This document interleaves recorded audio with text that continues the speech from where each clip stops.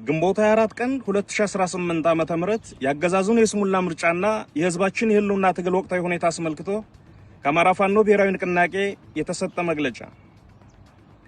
በኢትዮጵያ ፖለቲካ ታሪክ ውስጥ የጎላ ድርሻ ያለው የአማራ ህዝብ በየዘመናቱ የተነሱን ውጫዊ ጠላቶች በመፋለምና ድል በማድረግ የኢትዮጵያን ብዝሃነት እንዳላከበረና እንዳላነበረ ሀገርን ከነልዩ ልዩ ጌጦቿ እንዳላቆመ ሁሉ የውጭ ጠላት ከውስጥ ወደረኞች ጋር በመቀናጀት በከፈተበት የግማሽ ምዕት ዓመት በላይ ስነ ልቦናና የአካል ጦርነት ህልውናው አደጋ ላይ መውደቁ ይታወቃል።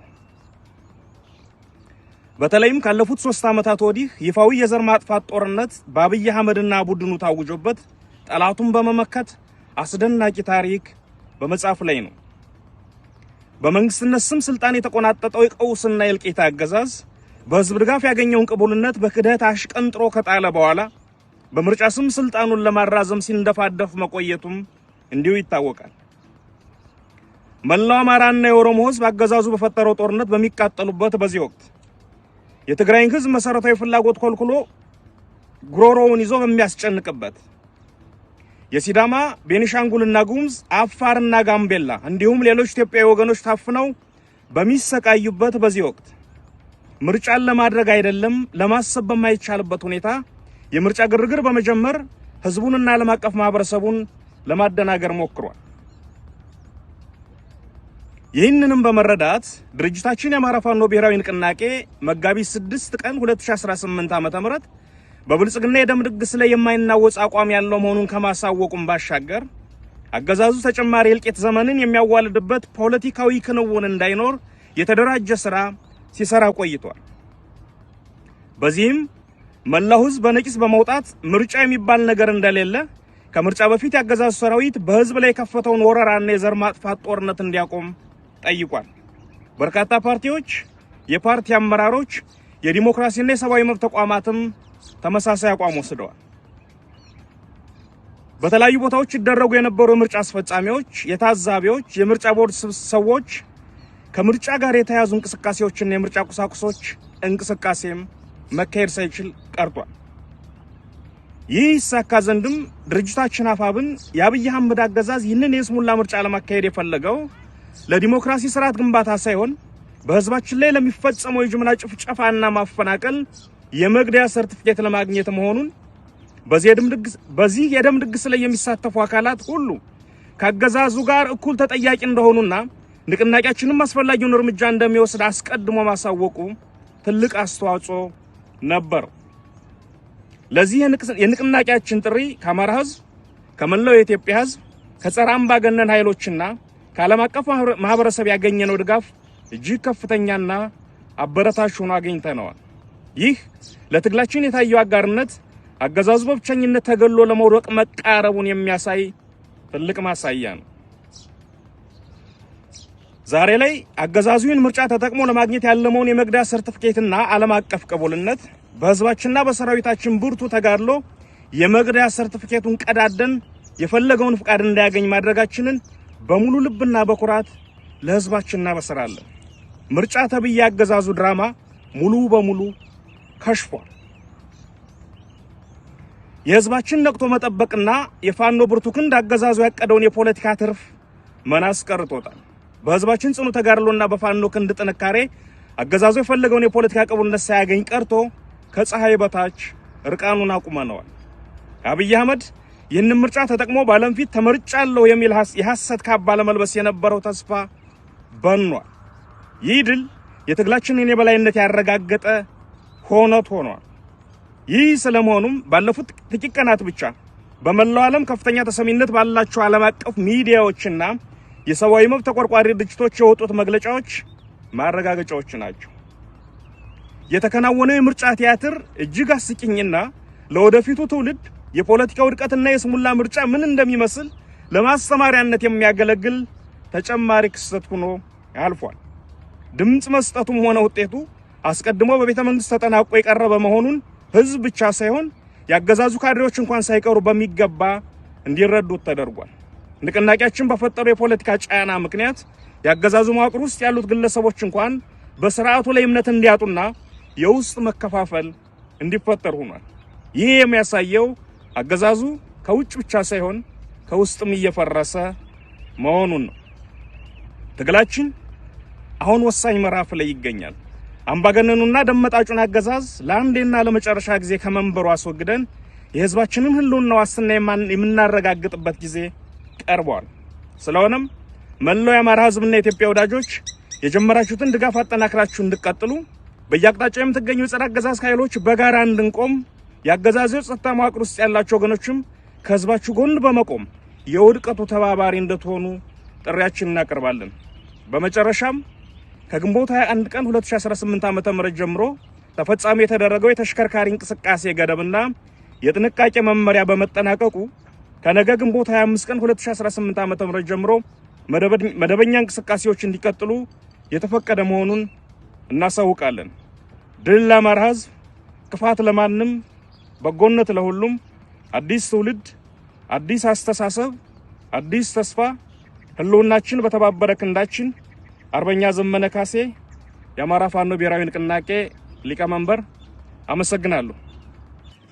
ግንቦት 24 ቀን 2018 ዓ.ም ያገዛዙን የስሙላ ምርጫና የህዝባችን የህልውና ትግል ወቅታዊ ሁኔታ አስመልክቶ ከአማራ ፋኖ ብሔራዊ ንቅናቄ የተሰጠ መግለጫ። በኢትዮጵያ የፖለቲካ ታሪክ ውስጥ የጎላ ድርሻ ያለው የአማራ ህዝብ በየዘመናቱ የተነሱን ውጫዊ ጠላቶች በመፋለምና ድል በማድረግ የኢትዮጵያን ብዝሃነት እንዳላከበረና እንዳላነበረ ሀገርን ከነልዩ ልዩ ጌጦቿ እንዳላቆመ ሁሉ የውጭ ጠላት ከውስጥ ወደረኞች ጋር በመቀናጀት በከፈተበት የግማሽ ምዕት ዓመት በላይ ስነ ልቦናና የአካል ጦርነት ህልውናው አደጋ ላይ መውደቁ ይታወቃል። በተለይም ካለፉት 3 ዓመታት ወዲህ ይፋዊ የዘር ማጥፋት ጦርነት በአብይ አህመድና ቡድኑ ታውጆበት ጠላቱን በመመከት አስደናቂ ታሪክ በመጻፍ ላይ ነው። በመንግስትነት ስም ስልጣን የተቆናጠጠው የቀውስና የእልቂት አገዛዝ በህዝብ ድጋፍ ያገኘውን ቅቡልነት በክደት አሽቀንጥሮ ከጣለ በኋላ በምርጫ ስም ስልጣኑን ለማራዘም ሲንደፋደፍ መቆየቱም እንዲሁ ይታወቃል። መላው አማራና የኦሮሞ ህዝብ አገዛዙ በፈጠረው ጦርነት በሚቃጠሉበት በዚህ ወቅት የትግራይን ህዝብ መሰረታዊ ፍላጎት ኮልኩሎ ጉሮሮውን ይዞ በሚያስጨንቅበት የሲዳማ፣ ቤኒሻንጉልና ጉሙዝ፣ አፋርና ጋምቤላ እንዲሁም ሌሎች ኢትዮጵያዊ ወገኖች ታፍነው በሚሰቃዩበት በዚህ ወቅት ምርጫን ለማድረግ አይደለም ለማሰብ በማይቻልበት ሁኔታ የምርጫ ግርግር በመጀመር ህዝቡንና ዓለም አቀፍ ማህበረሰቡን ለማደናገር ሞክሯል። ይህንንም በመረዳት ድርጅታችን የአማራ ፋኖ ብሔራዊ ንቅናቄ መጋቢት 6 ቀን 2018 ዓ.ም በብልጽግና የደም ድግስ ላይ የማይናወጽ አቋም ያለው መሆኑን ከማሳወቁም ባሻገር አገዛዙ ተጨማሪ የእልቂት ዘመንን የሚያዋልድበት ፖለቲካዊ ክንውን እንዳይኖር የተደራጀ ስራ ሲሰራ ቆይቷል። በዚህም መላው ህዝብ በነቂስ በመውጣት ምርጫ የሚባል ነገር እንደሌለ ከምርጫ በፊት ያገዛዙ ሰራዊት በህዝብ ላይ የከፈተውን ወረራና የዘር ማጥፋት ጦርነት እንዲያቆም ጠይቋል። በርካታ ፓርቲዎች፣ የፓርቲ አመራሮች፣ የዲሞክራሲና የሰብአዊ መብት ተቋማትም ተመሳሳይ አቋም ወስደዋል። በተለያዩ ቦታዎች ይደረጉ የነበሩ የምርጫ አስፈጻሚዎች፣ የታዛቢዎች፣ የምርጫ ቦርድ ሰዎች ከምርጫ ጋር የተያዙ እንቅስቃሴዎችና የምርጫ ቁሳቁሶች እንቅስቃሴም መካሄድ ሳይችል ቀርቷል። ይህ ይሳካ ዘንድም ድርጅታችን አፋብን የአብይ አህመድ አገዛዝ ይህንን የስሙላ ምርጫ ለማካሄድ የፈለገው ለዲሞክራሲ ስርዓት ግንባታ ሳይሆን በህዝባችን ላይ ለሚፈጸመው የጅምላ ጭፍጨፋና ማፈናቀል የመግደያ ሰርቲፊኬት ለማግኘት መሆኑን በዚህ የደም ድግስ ላይ የሚሳተፉ አካላት ሁሉ ከአገዛዙ ጋር እኩል ተጠያቂ እንደሆኑና ንቅናቄያችንም አስፈላጊውን እርምጃ እንደሚወስድ አስቀድሞ ማሳወቁ ትልቅ አስተዋጽኦ ነበር። ለዚህ የንቅናቄያችን ጥሪ ከአማራ ህዝብ፣ ከመላው የኢትዮጵያ ህዝብ፣ ከጸረ አምባገነን ኃይሎችና ከዓለም አቀፍ ማህበረሰብ ያገኘነው ድጋፍ እጅግ ከፍተኛና አበረታች ሆኖ አግኝተነዋል። ይህ ለትግላችን የታየው አጋርነት አገዛዙ በብቸኝነት ተገሎ ለመውደቅ መቃረቡን የሚያሳይ ትልቅ ማሳያ ነው። ዛሬ ላይ አገዛዙን ምርጫ ተጠቅሞ ለማግኘት ያለመውን የመግደያ ሰርቲፊኬትና ዓለም አቀፍ ቅቡልነት በህዝባችንና በሰራዊታችን ብርቱ ተጋድሎ የመግደያ ሰርቲፊኬቱን ቀዳደን የፈለገውን ፍቃድ እንዳያገኝ ማድረጋችንን በሙሉ ልብና በኩራት ለህዝባችን እናበስራለን። ምርጫ ተብዬ አገዛዙ ድራማ ሙሉ በሙሉ ከሽፏል። የህዝባችን ነቅቶ መጠበቅና የፋኖ ብርቱ ክንድ አገዛዙ ያቀደውን የፖለቲካ ትርፍ መናስ ቀርቶታል። በህዝባችን ጽኑ ተጋድሎና በፋኖ ክንድ ጥንካሬ አገዛዙ የፈለገውን የፖለቲካ ቅቡልነት ሳያገኝ ቀርቶ ከፀሐይ በታች እርቃኑን አቁመነዋል። አብይ አህመድ ይህንን ምርጫ ተጠቅሞ ባለም ፊት ተመርጫለሁ የሚል የሐሰት ካባ ለመልበስ የነበረው ተስፋ በኗል። ይህ ድል የትግላችንን የበላይነት ያረጋገጠ ሆኖት ሆኗል። ይህ ስለመሆኑም ባለፉት ጥቂት ቀናት ብቻ በመላው ዓለም ከፍተኛ ተሰሚነት ባላቸው ዓለም አቀፍ ሚዲያዎችና የሰብአዊ መብት ተቆርቋሪ ድርጅቶች የወጡት መግለጫዎች ማረጋገጫዎች ናቸው። የተከናወነው የምርጫ ቲያትር እጅግ አስቂኝና ለወደፊቱ ትውልድ የፖለቲካ ውድቀትና የስሙላ ምርጫ ምን እንደሚመስል ለማስተማሪያነት የሚያገለግል ተጨማሪ ክስተት ሆኖ አልፏል። ድምጽ መስጠቱም ሆነ ውጤቱ አስቀድሞ በቤተ መንግስት ተጠናቆ የቀረበ መሆኑን ህዝብ ብቻ ሳይሆን ያገዛዙ ካድሬዎች እንኳን ሳይቀሩ በሚገባ እንዲረዱት ተደርጓል። ንቅናቄያችን በፈጠረው የፖለቲካ ጫና ምክንያት ያገዛዙ መዋቅር ውስጥ ያሉት ግለሰቦች እንኳን በስርዓቱ ላይ እምነት እንዲያጡና የውስጥ መከፋፈል እንዲፈጠር ሆኗል። ይህ የሚያሳየው አገዛዙ ከውጭ ብቻ ሳይሆን ከውስጥም እየፈረሰ መሆኑን ነው። ትግላችን አሁን ወሳኝ ምዕራፍ ላይ ይገኛል። አምባገነኑና ደመጣጩን አገዛዝ ለአንዴና ለመጨረሻ ጊዜ ከመንበሩ አስወግደን የህዝባችንን ህልውና ዋስትና የምናረጋግጥበት ጊዜ ቀርቧል።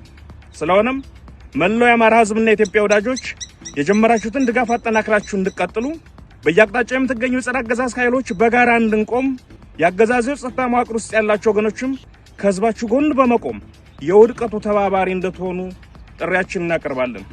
በመጨረሻም ከግንቦት 21 ቀን 2018 ዓ.ም ጀምሮ ተፈጻሚ የተደረገው የተሽከርካሪ እንቅስቃሴ ገደብና የጥንቃቄ መመሪያ በመጠናቀቁ ከነገ ግንቦት 25 ቀን 2018 ዓ.ም ጀምሮ መደበኛ እንቅስቃሴዎች እንዲቀጥሉ የተፈቀደ መሆኑን እናሳውቃለን። ድል ለአማራ ህዝብ፣ ክፋት ለማንም፣ በጎነት ለሁሉም። አዲስ ትውልድ፣ አዲስ አስተሳሰብ፣ አዲስ ተስፋ። ህልውናችን በተባበረ ክንዳችን።